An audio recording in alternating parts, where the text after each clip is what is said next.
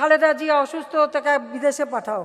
আল্লাহদের আর শেষ নাই। প্লিজ আমাকে ক্ষমা করে দাও। এখনো লাহোরে সোনার দোকানে খালেদা জিয়ার বড় ছবি আছে, যে ওই দোকানের সোনার গয়না তার খুব প্রিয়। পৃথিবীতে কোন দেশে আছে এতিমের অর্থ আত্মসাৎ করে সাজাপ্রাপ্ত আসামি জেলে ছিল?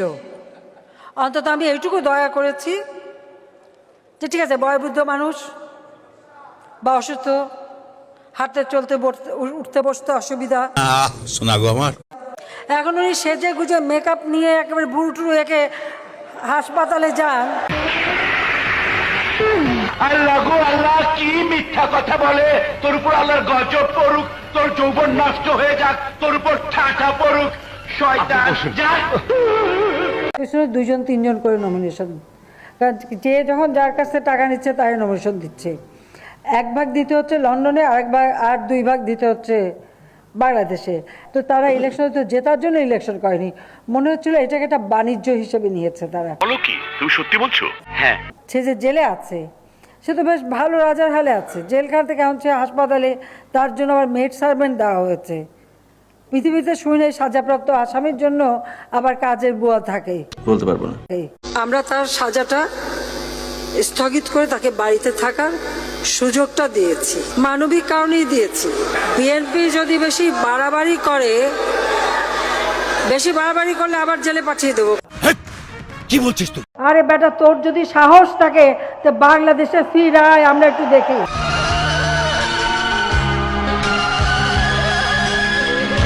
91 সালে খালেদা জিয়া চিকিৎসা করতে গেছিল, তার নাকি সুটকেস হারাই গেছিল, তার কসমেটিক্স কিনতে হবে। তো কসমেটিক্স কিনতে গেছে, মোর্শেদ খান তো এমনি একটু কিপটা মানুষ, সেখানে বিল উঠছে $60,000। ওটা তো মোর্শেদ খান প্রায় ফিট হয়ে পড়ে, $100 আমার কিনে দিতে হলো। আর তারপর আবার তার কাছে নমিনেশনের জন্য টাকা চেয়েছে, টাকা চাওয়ার পরে সে বলছে আমি ইলেকশন করবো না। এটা কোনো কথা? তাদের নেতাকে খালেদা জিয়া এতিমের অর্থ আত্মসাৎ করে কারাগারে সাজাপ্রাপ্ত। আমি দয়া করে তাকে বাসায় থাকতে দিয়েছি, তার সাজা ভোগটা স্থগিত করেছি। Thank you so much. কত বড় অপমান! খালি মনে হলো যে তুমি খালেদা জিয়াউর রহমানের সাথে অন্তত 2 মাস 1 মাস পর পরই আমাদের বাসায় যেয়ে বসে থাকতা, চেয়ার পেতেও বসতা না, ওই লবিতে মোড়া ছিল, মোড়া পেতে বসতা। তার জন্য দয়া দেখাতে হবে, তো দয়া তো দেখিয়েছি, আর কত দয়া দেখাবো? এর বেশি আর দয়া আমাদের পক্ষে দেখানো সম্ভব না। প্রত্যেক এলাকায় কত বিএনপি আছে খুঁজে বের করতে হবে, বা জামাতে খুঁজে বের করতে হবে, ওগুলিকে ধরিয়ে দিতে হবে। এটাই আওয়ামী লীগের দায়িত্ব। সিনারে কেন যে আবার তারেক জিয়া আনতেছে ইন্ডিয়ার থেকে আল্লাহ জানে। এ বেডি আবার আইয়া দেশে কি করে? জুলাই যুদ্ধের সময় কত মায়ের কোল খালি হয়েছে। বেডিরে দেশে আইন না যদি শাস্তি দেওয়া যায় তো জানি না ওদের মাথার ভিতরে কি প্ল্যান চলতেছে। সঠিক বলেছেন। আমার বাবার বদলতে তুমি জিয়াউর রহমানের স্ত্রী হিসেবে পরিচয় দিতে পেরেছো বলে বড় আগে জিয়া ছেড়ে দিয়েছিল, জিয়ার আবার নতুন গার্লফ্রেন্ডও ছিল। আরে আমি বিশ্বাস করি না। আমার বাবা দেশ স্বাধীন করেছিল বলেই না এই ক্যান্টনমেন্ট। আর ওই মেজর জেনারেল প্রমোশনটা তো আমার বাপেরই দেওয়া ছিল, আর আমি ক্যান্টনমেন্টে ঢুকলে আমার বিরুদ্ধে মামলা। সেদিন প্রতিজ্ঞা করেছিলাম যে ওই ক্যান্টনমেন্টে আর বসবাস করতে হবে না, যেদিন সময় পাবো বাইর করে দেবো।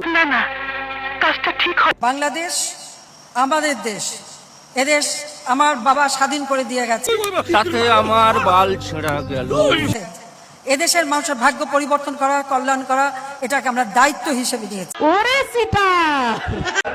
বিএনপির এই তর্জন করতে হচ্ছে বর্ষাকালে বেগের আওয়াজের মতো। আওয়ামী লীগ লাগবে না, যুবলীগ একাই বিএনপিকে মোকাবেলা করতে যথেষ্ট। আমি ডরাইছি। এই জামাত বিএনপি গোষ্ঠী এখনো কিন্তু তার জঙ্গিবাদকে উস্কে দেওয়ার জন্য, জঙ্গিবাদকে অর্থের যোগানদাতা, বিভিন্ন পাহাড়ি অঞ্চলে জঙ্গিবাদকে ট্রেনিং দিয়ে দিচ্ছে সেই মদতদাতা আজকে কিন্তু জামাত বিএনপি। জিয়া রহমান রণাঙ্গনে যুদ্ধ করে, আর বেগম খালেদা জিয়া পাকিস্তানিদের ক্যান্টনমেন্টে একেবারে আরামায়েশে থাকে। যে ফখরুল ইসলাম আলমগীর সাহেব কদিন আগে একটি বক্তৃতা করেছেন যে পাকিস্তানি আর্মি বেগম খালেদা জিয়ার সাথে যেই সম্মানজনক আচরণ করেছে সেই আচরণটি এখন নাকি তারা পাচ্ছেন না, খালেদা জিয়া পাচ্ছেন না। তাহলে তো এটি তদন্ত হওয়া দরকার, পাকিস্তানি আর্মি কেন খালেদা জিয়ার সাথে এত ভালো আচরণ করেছে। বেগম খালেদা জিয়া দণ্ডপ্রাপ্ত আসামি, সাজাপ্রাপ্ত আসামি। তিনি আদালত কর্তৃক কোনো জামিন পাননি। মাননীয় প্রধানমন্ত্রী জননেত্রী শেখ হাসিনার বদান্যতায় তিনি কারাগারের বাইরে ঘরের মধ্যে আছেন। এখন যদি এরকম চিন্তা ওরা করে থাকে তাহলে সরকার তাকে কারাগারে পাঠাতে বাধ্য হবে। তোরে মাঝে মাঝে মনে কর এই লাঠি তোর পন্দের মধ্যে করে দেবো, পরিবার করবো তো কিছু বলবেন না, আপনি সবাইকে বলছেন। ও বেগম জিয়ার পোলা না কার পোলা এটা আল্লাহ জানে। ও কি জিয়াউর রহমানের পোলা না কার পোলা এটা আল্লাহ রাব্বুল আলামিন ছাড়া কেউ বলতে পারবে না। এর চেয়ে বেশি কিছু বলার নাই ভাই আমার। হালকা কনফিউশন তো থাকতে পারে ওটা নিয়ে। এটাই তো বললাম যে ওর সম্পর্কে বলার ভাষা, মানসিকতা, রুচি কোনোটাই আমার নাই।